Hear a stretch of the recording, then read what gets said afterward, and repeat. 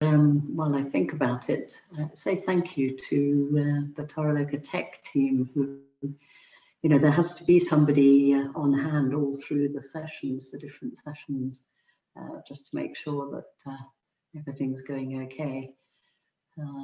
So yes, it's quite a task for them, really, looking after all the tech. Whoops, I've come onto the main screen. I like to be on gallery view. Yes, so I just really appreciate the efforts that they make, and it was just so lovely joining them in the Tara cabin again last night for the Tara Puja, having that sense of us all being very much part of the mandala, part of this retreat as well. So I think we'll just start. You don't have to get into your meditation posture, but I think it'd be quite nice to just sit for a few minutes where we are, just giving ourselves a few moments to take in everyone else in a way on the retreat. The fact that you're sitting wherever you're sitting in your own home, wherever that is, but actually, if we just open up those boundaries, those little boxes on the computer screen, and imagine ourselves all sitting together here in the Taraloka Shrine Room.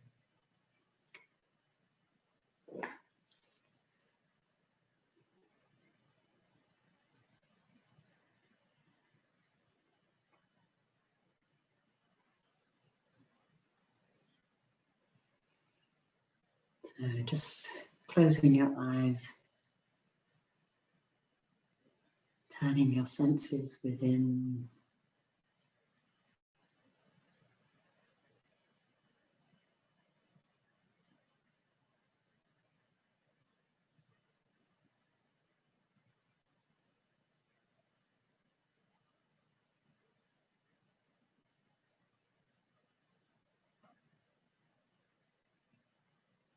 Just checking in with yourself now.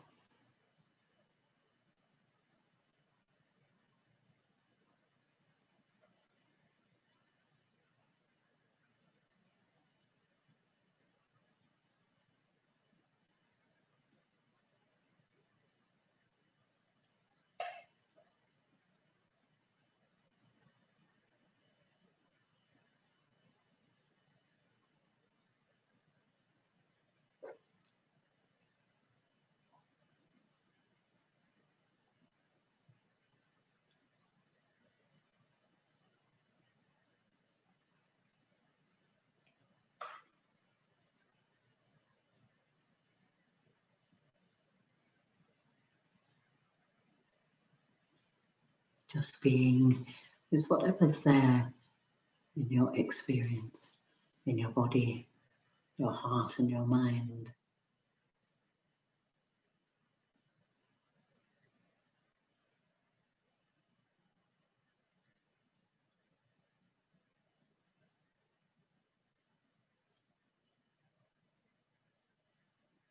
Sense of being present with yourself.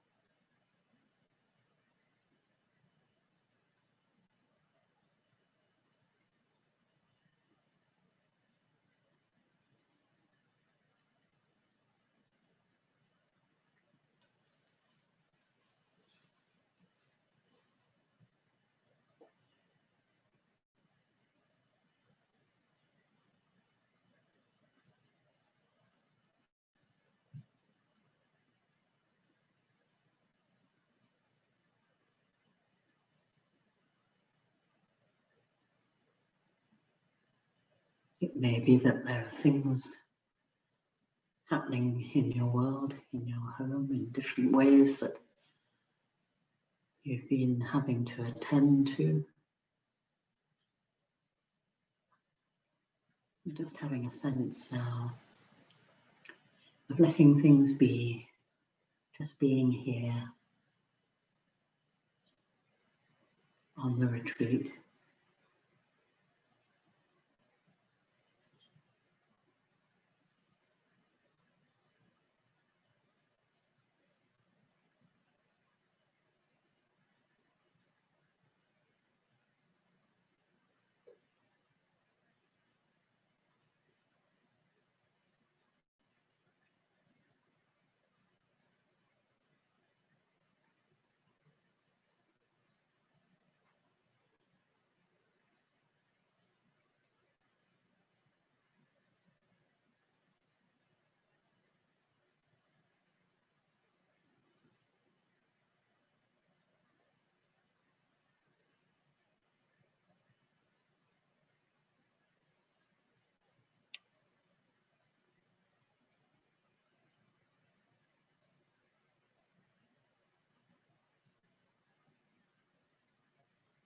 Perhaps appreciating our good fortune that we're able to be together on retreat.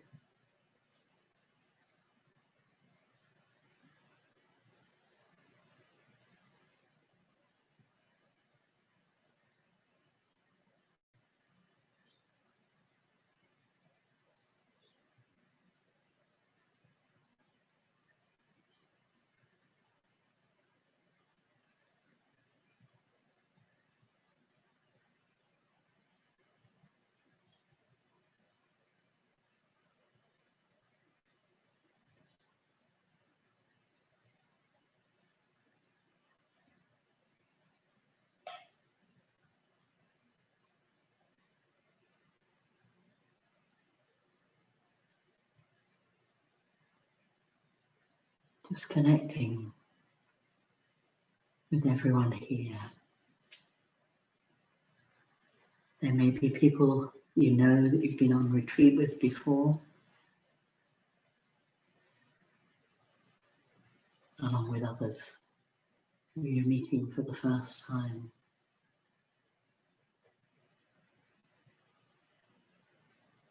But we're all sharing in this experience.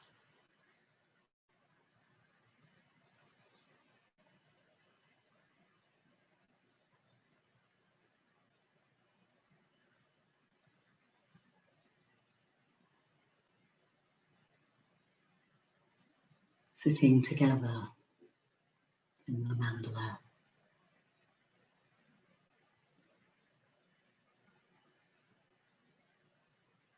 Which stretches far and wide.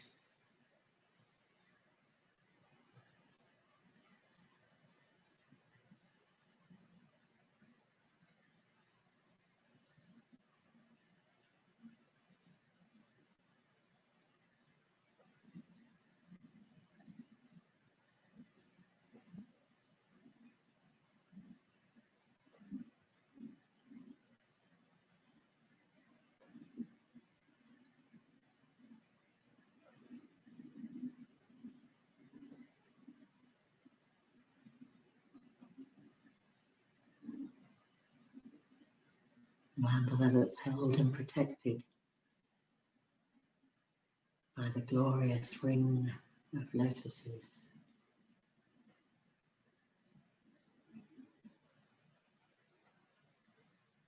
The Vajra wall.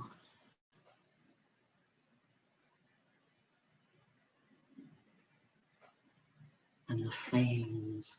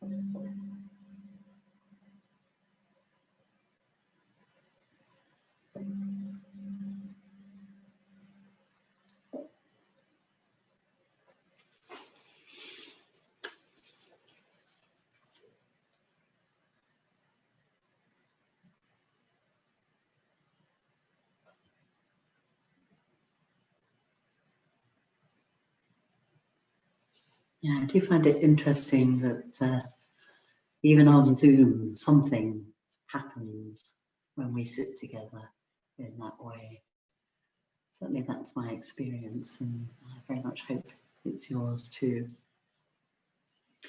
So today I'm going to be talking about unburdening and forgiveness. So, as I've said several times already, this has been a year like no other. And of course, that's not just for us in the UK, but pretty well across the world. If it weren't for the terrible tragedy of it, that would be a wonderful thing in itself. That something happened that united us across the globe, as this has done. Never has the whole world come together in this way, in my lifetime, certainly. So it's a remarkable year, one that's seen us having to dig deep to find the resources to deal with it, which has also borne fruit, and in many surprising and often wonderful ways. At the start of the retreat, Samantha Badri talked about us being in a bardo between the winter solstice and the new year, between the old and the new, and the turning about that happens at this time. We're only a couple of days away from that now. It's the eve of the new year tomorrow. So it's a potent time to draw in and look at what has gone before we face the new.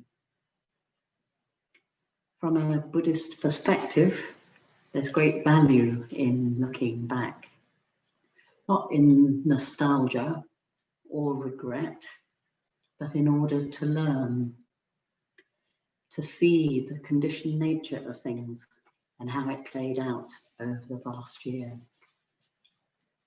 This is how we'll learn what helps and what hinders, so that we can be living our best life in a way that supports what we truly value. It's actually a precious opportunity to really understand something about conditionality and how it plays out in our lives. One of the main things that happens from doing this, as I'm sure you know, is that it shows us more clearly the direction we want our life to go in and what conditions are needed to support that, as well as seeing the things that no longer serve us, that are best to be let go of. Unburdening, letting go, shedding, whatever you want to call it. The things that hold us back, that are no longer relevant in our lives. These are what we need to be clear about and to begin the process of letting them go. It doesn't always happen all at once in one go, but at least we can make a start. I find it interesting that I often don't realize I'm burdened by something until I let go of it. Only then do I realize that I've been carrying something around with me that actually weighs me down in some way. And what a relief it is to let it go. So much more so when it's an internal process. And what we're releasing is behaviors that no longer serve us. Much of the power comes from the whole process of bringing things into consciousness in the first place. Being prepared to turn towards ourselves and see clearly what needs to be let go of in order that we may live more truly, more authentically, guided by what we value most in our lives. I've done a lot of clearing out in practical ways this year myself, clearing the whole of my garage, which is soon to become a very beautiful room with patio doors opening out onto the hills beyond. It's meant a lot of letting go, but it's felt so freeing. There hasn't been a moment of regret, and I want the process to continue, whittling down my possessions more and more. The ideal would be one robe, one bowl, but that's not really practical in today's world in the UK. The internal aspects of habits and views, letting go of habits and views is ongoing. Hopefully, letting go more and more and more until there's just a flow of conditions. That's the aspiration anyway. I'm at an age in my life when it can come to an end at any time. I know this is true, of course, for any of us at any age, but it does become more real when you find yourself rolling down the hill towards 80. And I really want to leave things in order so that it's a simple matter to deal with what's left. Of course, this is an extra edge for me, and it'll be different for you. Nonetheless, it's a ritual that we can engage in each year that helps us to move closer to the life we've chosen, rather than the one that takes us over.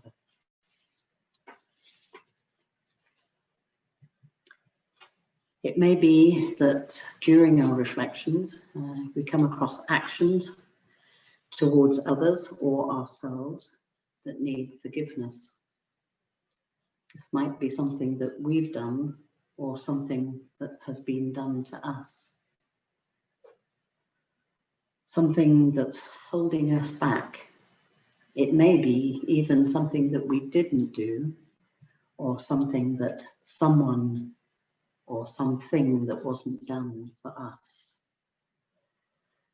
Anything unforgiven in our life remains a knot in our being that will need to be given attention at the appropriate time to help it unravel. Until that time, it will continue to exert its influence. Forgiveness is a truly remarkable thing. David White writes so beautifully when he says, "Forgiveness is a heartache and difficult to achieve because, strangely, it not only refuses to eliminate the original wound, but actually draws us closer to its source.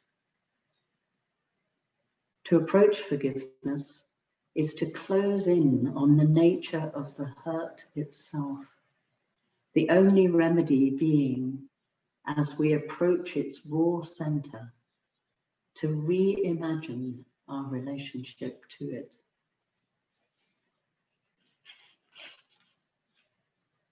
Reimagining our relation to it requires that we have a bigger perspective. Rather than being locked into our own particular story of what happened, seeing it only from that view, we need to take a step back and see the bigger picture.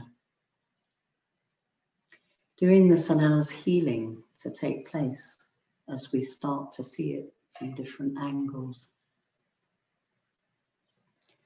The truth is that it causes us so much pain when we leave things unresolved.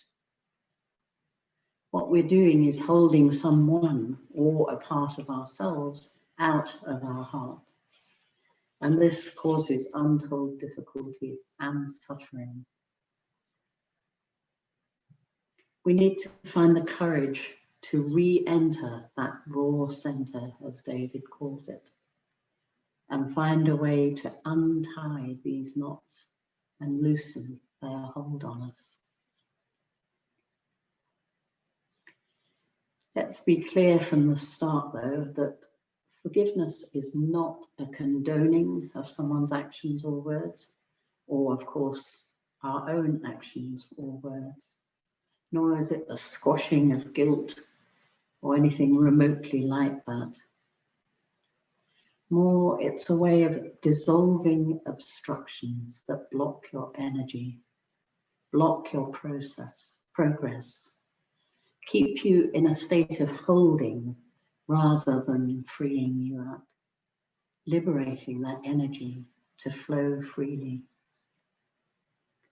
Forgiveness is a path to wholeness, to freedom, which can lead us towards the transcendental as we let go of our view, our identification with what happened as a particular story, and release the attachment to it. Stephen Levine says, forgiveness is an expansion into the inner workings of loving kindness. I love that because it puts forgiveness firmly in context. It's part of our metta practice. It's clear that it's an opening of the heart with an understanding of the harm it does to ourselves and others through our holding. And we gradually cultivate the heart wish to let it go, to untangle. The beauty of true forgiveness and how you can recognize it is that it asks for nothing in return, which is so deeply freeing, so deeply liberating. Just think back in your own experience. I'm sure you'll recognize it. If there's some expectation of something in return, it hasn't yet reached the full fruition of true forgiveness. So it's good to remember it's a process. There are layers of forgiveness. And anytime you pay attention to these painful areas of unresolved stuff, you're removing another layer, freeing yourself a bit more, softening and opening the heart. It takes courage and a willingness to go there, to turn towards it, and to re-experience the pain and distress. A preparedness to see beyond our limiting perspective, to see how it holds you back. I've had a recent experience of this, and it's taught me this lesson again. Something that happened a long time ago, and which I've worked with on numerous occasions over the years, reappeared recently. And I realized I still haven't fully forgiven the person involved. It's all on very subtle levels now, and I thought I had worked through it. But I came to see that there was still this thin veil of expectation of something from this person. It's painful to recognize, but another layer has been worked through as a result. And I'm glad of this awakening to the incompleteness of my forgiveness. It's not something you can force. It can only come from the heart. It's such a beautiful experience when you sense that softening, releasing, untangling, which allows the heart to open up and reveal itself more fully, bringing clear, fresh understanding, and through that, seeing things more truly as they are.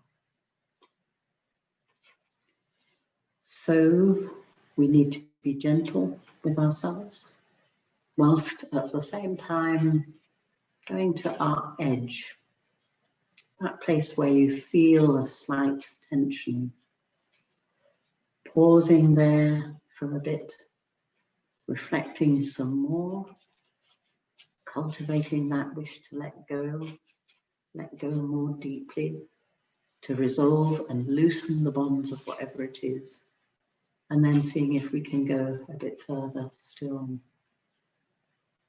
But doing this wisely and safely, Be tender to yourself. Boundaries have their uses, and we need to respect that. There's always an appropriate time when we can go further, and it may not be now. This is true of the whole process of unburdening, of letting go. Most often it needs to happen over time and can't be done all in one go. So we need to just take small steps, which is absolutely fine and as it should be, if we are to treat ourselves with kindness and understanding, which is an important part of the process. So it's being prepared to enter the territory, have a clear look around and see what is needed. After which you can have a realistic sense of what steps you need to take. And this is what we're going to do with a reflection period after the tea break.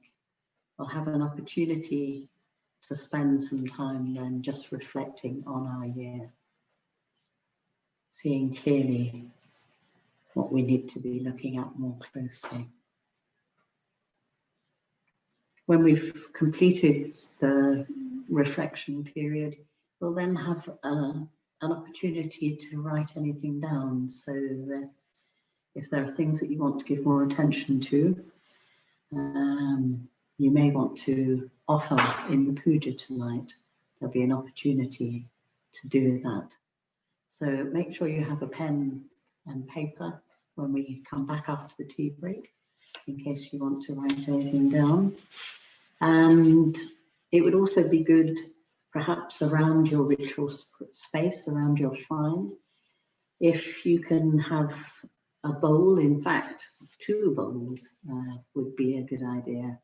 You have a bowl in which you can place the things that you want to let go of, those things that are part of your unburdening or part of the process of forgiveness. And those are things that you could offer tonight in the puja dedicated to Vajrasattva. And then you can have a second bowl, as tomorrow we enter into the rejoicing phase. So you can have another bowl into which you can place your rejoicings. So for tonight, for the puja, you can commit whatever it is that you want to let go of, either by writing it on paper in the usual way, or you could paint something, draw something, make something, or find something in the natural world, whatever works for you, that is representative of what you want to let go of, what you are looking to forgive.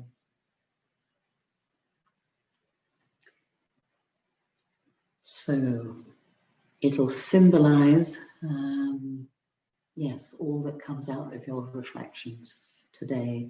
And doing it in the puja this evening is calling Vajrasattva to witness your intention, inviting his blessings, which strengthens our resolve to carry it through. So whatever you do put in your bowl, the bowl where you place these things you want to let go of, you have to bear in mind at the end of the retreat that you'll need to ritually let them go in some way. Maybe they can be consumed by flames, but whatever way you do it, you'll be releasing the energies of those things, sending them out into the universe. And as you do it, you can think of the dedication ceremony that we did at the start of the retreat, perhaps, and those words of the dedication ceremony. Around this mandala, this sacred spot, may the flames that transmute samsara into nibbana arise. So that's all I have to say at the moment. Hopefully my words have stirred things within that you'll be able to reflect on. And we're going to have an earlier tea break today so that we have a bit more time when we come back for our reflections and writing things down. So we'll come back 20 minutes from now. My brain not working very well. Is that 25 past? Come back if we have a 20-minute break. It's like you nodding, Samantha Badri. So we'll come back at 25 past 11. So we're going to embark on a period of reflection. And it's quite a precious opportunity, I think, just encourage you to really make the most of it. As I said earlier, it does really help us to see conditionality at work in our own lives. When we really look back and see things that happened and the conditions that brought them about and conditions that brought about change and so on. And the more we can connect with that, the more it'll help us to lead the lives, as I said, we've chosen. So, yeah. So we'll have a period of reflection, and then if you've got something, a pen and paper, we can then you can afterwards write down anything that wants your attention.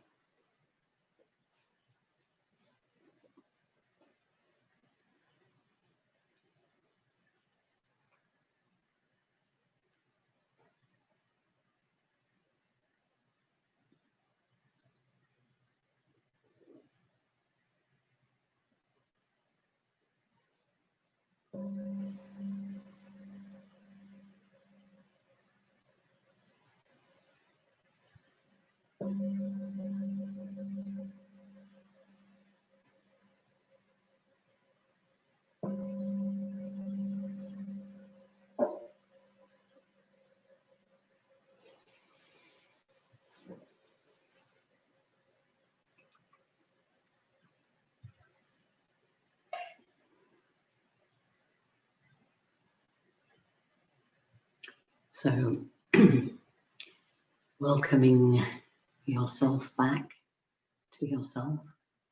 Here we are again, sitting in our meditation posture, turning within, turning towards our experience, whatever it is.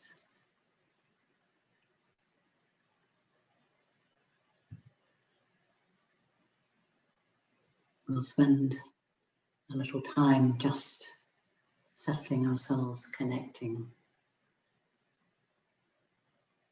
becoming more present before we begin our reflections.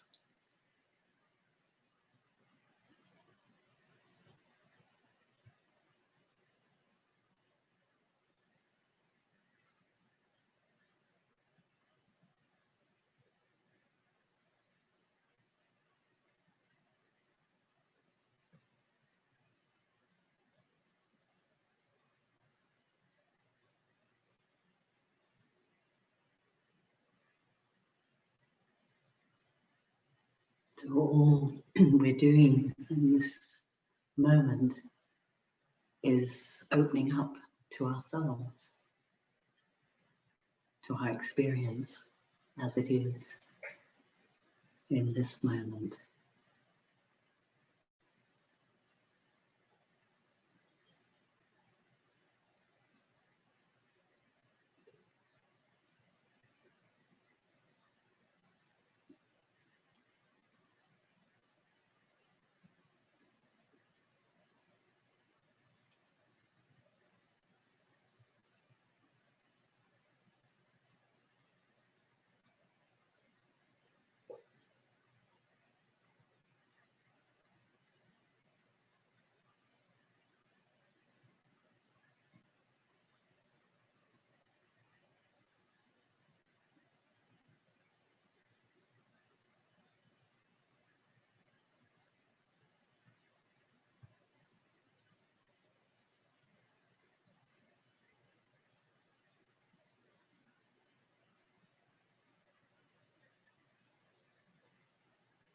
Just a sense of relaxing, letting go.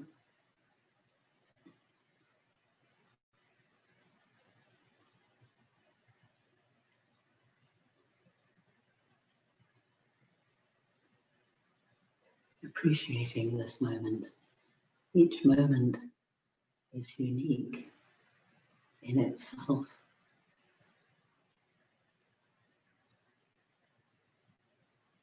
Although there may be familiarities, this moment hasn't happened before.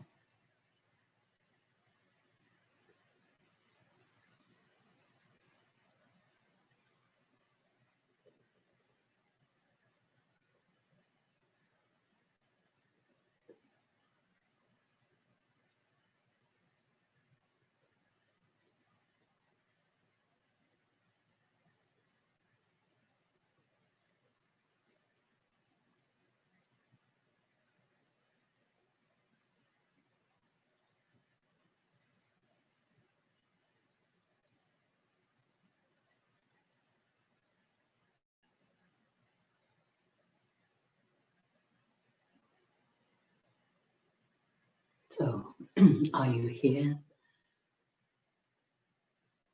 fully present in your body, your heart and your mind? Or are there bits of you that need to be gathered in?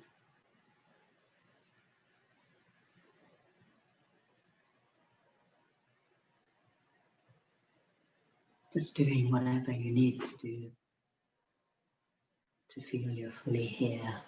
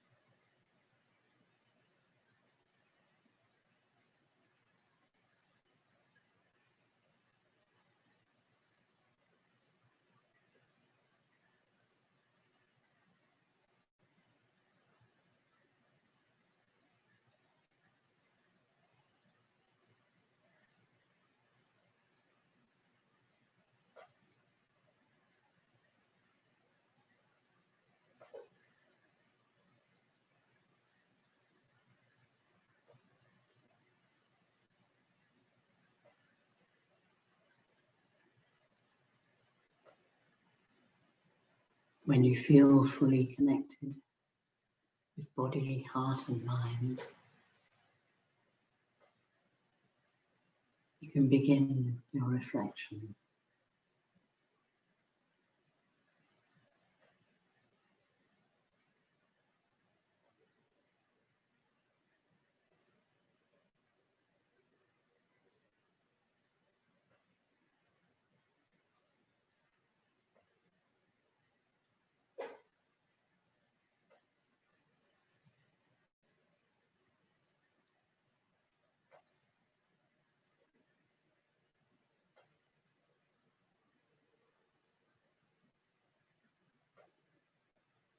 I'm going to make some suggestions along the way about how you might do it and so on.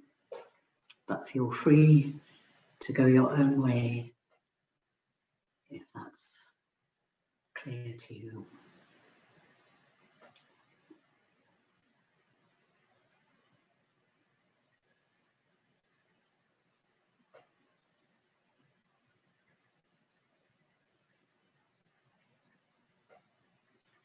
So I would suggest that you take it quite slowly.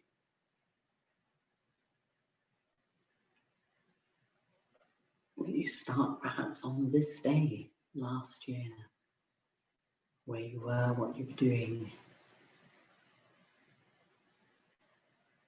and go on from there.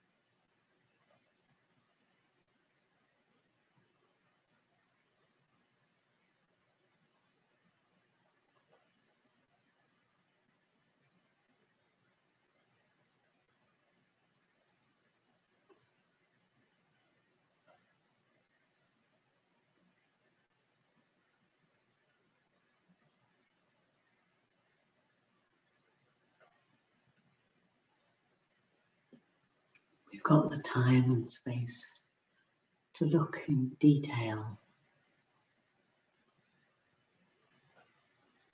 not a quick glossary, but really taking yourself back, inhabiting that time.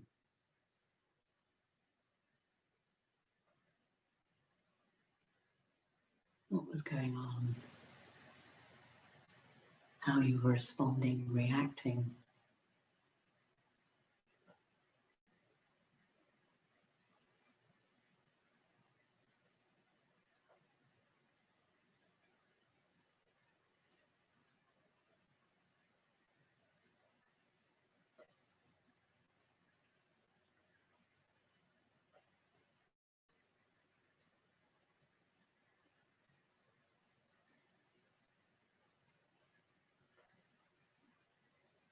Doing it more slowly allows time to see cause and effect, to make connections.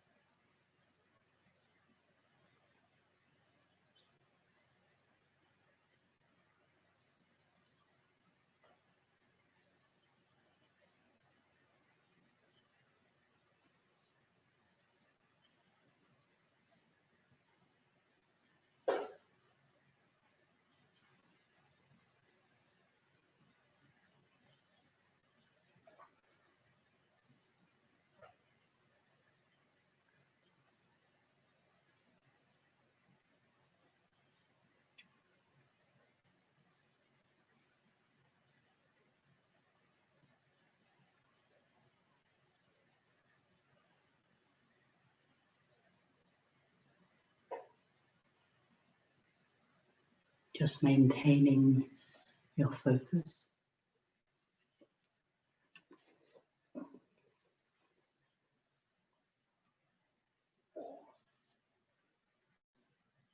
Remembering that we're looking for outward and inner experience.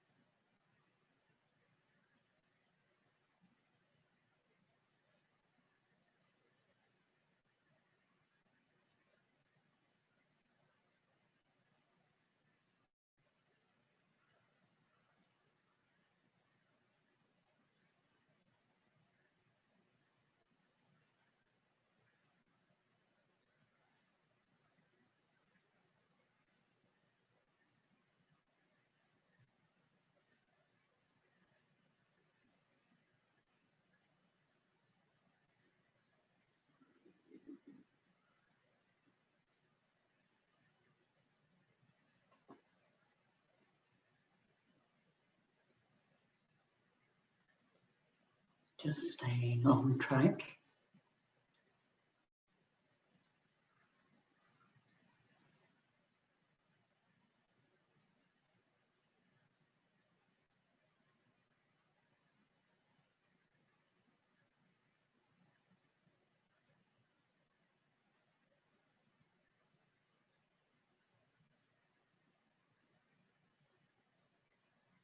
Just really being aware of the conditions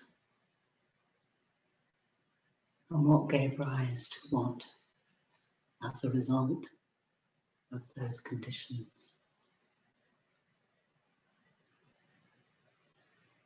What helps and what hinders. What brings you closer to what you truly value. What takes you away.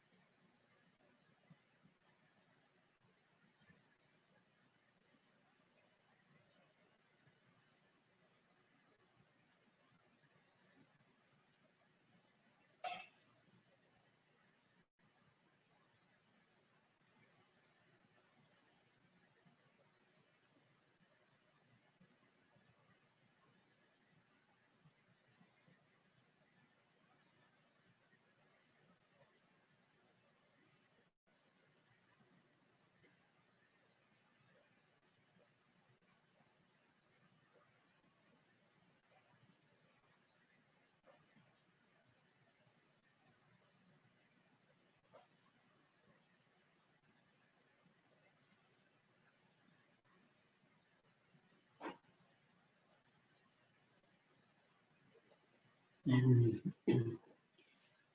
if it's appropriate, bringing in the whole area of forgiveness.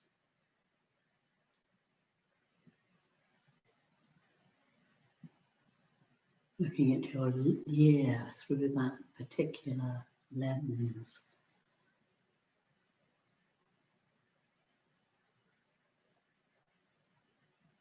Behaviors, anything you said or did.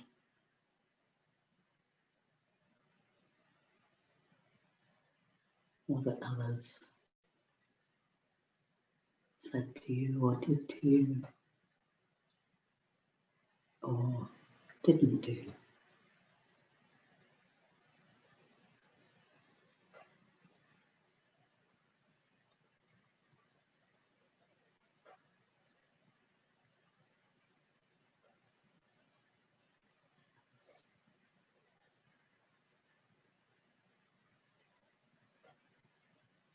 It's a very rich vein of reflection.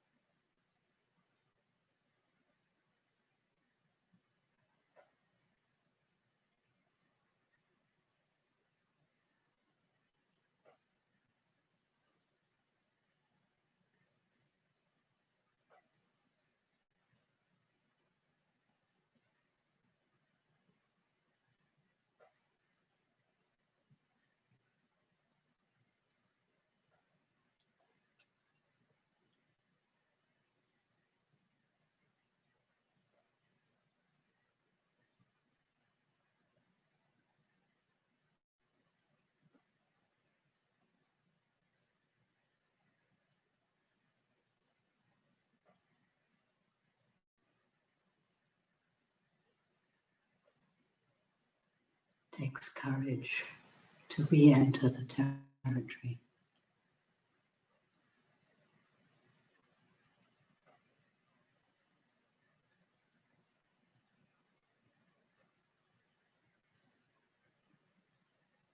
To reimagine your relationship to whatever it was.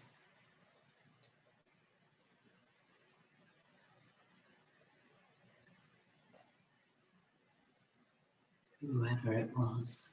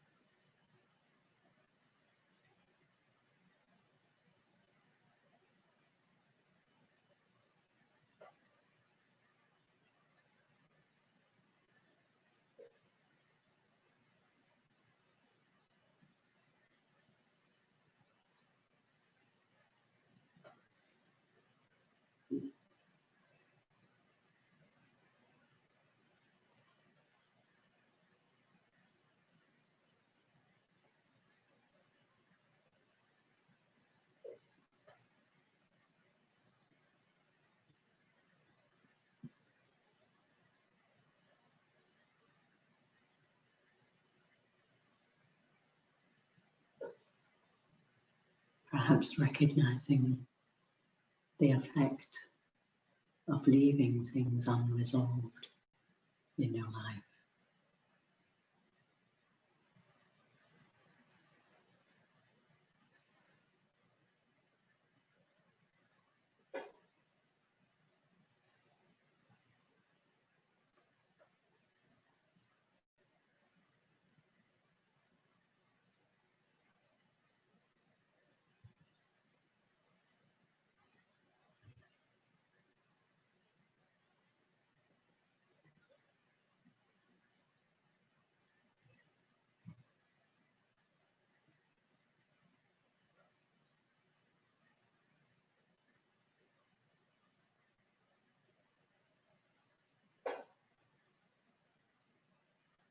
Seeing the effect of these knots in your being that need attention, help to untie, to untangle.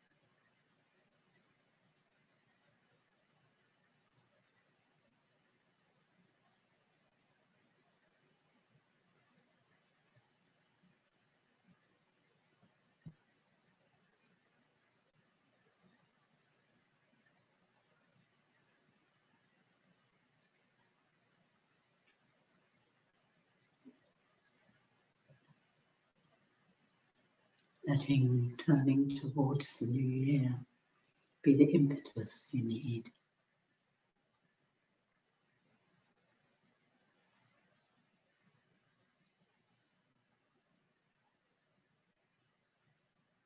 To look more closely at these old wounds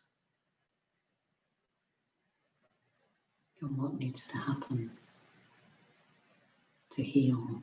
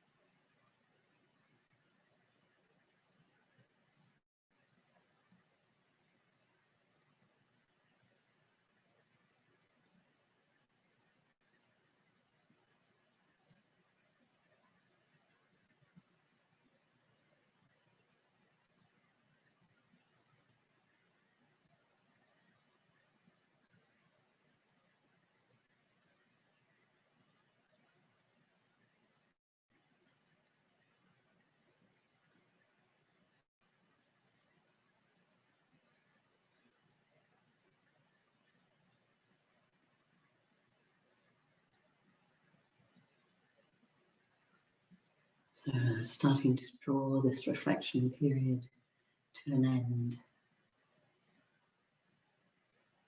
We've been tilling the soil of our being, and you never know what that might produce. So just sitting for the last couple of minutes.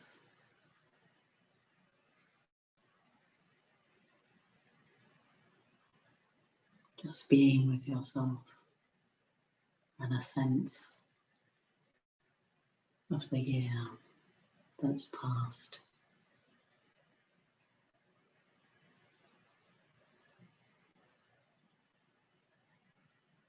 And all that's positive about it, and those things that need attention.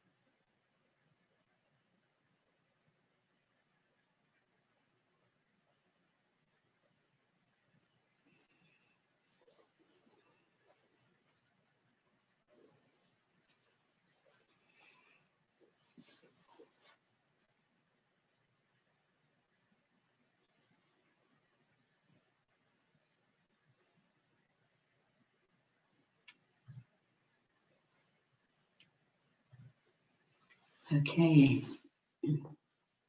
so we're going to have a period of time now, 10 to 12 minutes or so, just to write down anything that's come out of that reflection practice. So, beginning when you're ready.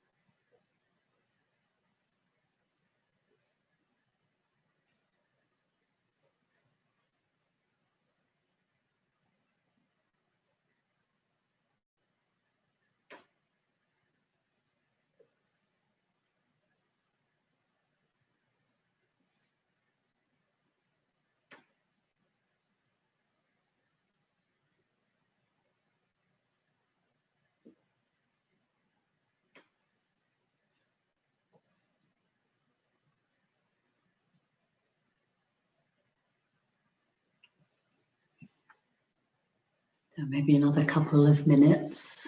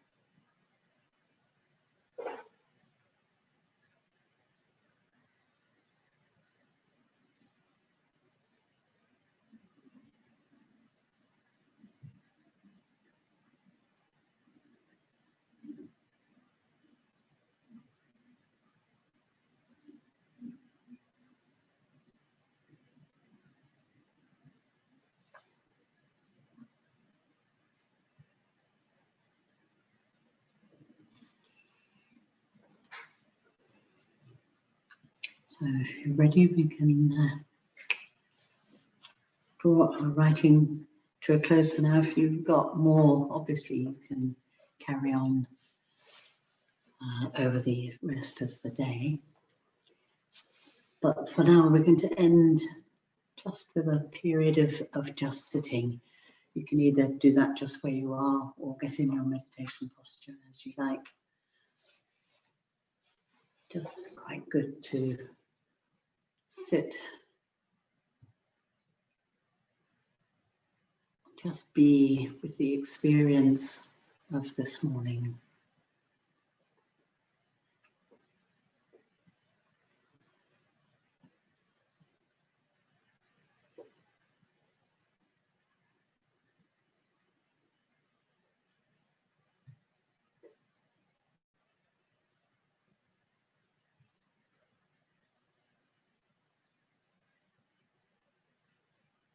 Just feeling the reverberations of your reflections and what you've written down.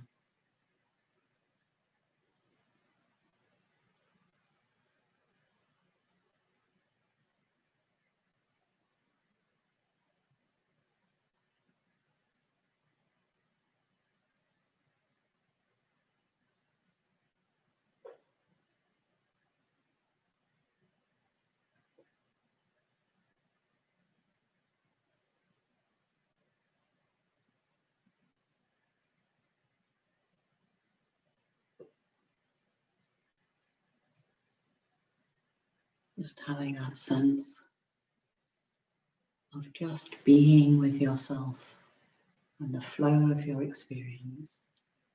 Not having to do anything, be anything particular, just as things are, aware, alive, awake in this moment.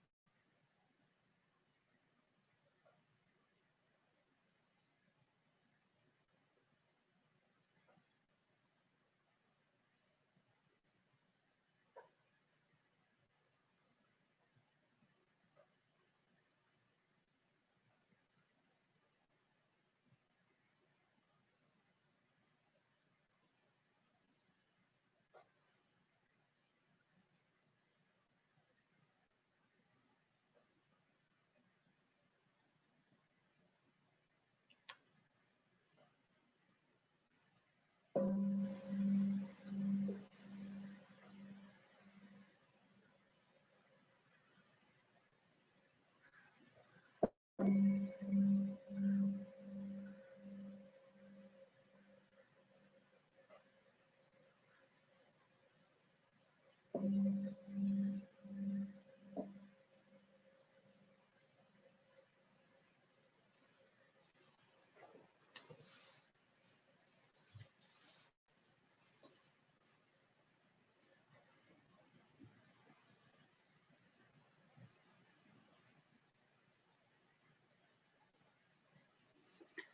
that brings us to an end of this morning's session. Samantha will be here in the shrine room for the afternoon sit at 3:45. So